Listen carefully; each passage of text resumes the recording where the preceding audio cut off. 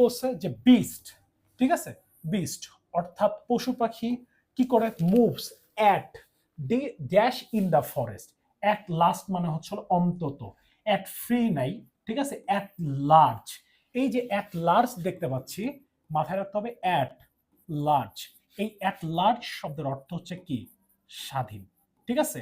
At random, at random, ঠিক আছে, এলোমেলো, এলো মেলো, এলোমেলো, ঠিক আছে। অ্যাট র্যান্ডম মানে এলোমেলো। সো অ্যাট লার্জ মানে স্বাধীন, অ্যাট র্যান্ডম শব্দের অর্থ হচ্ছে কি, এলোমেলো।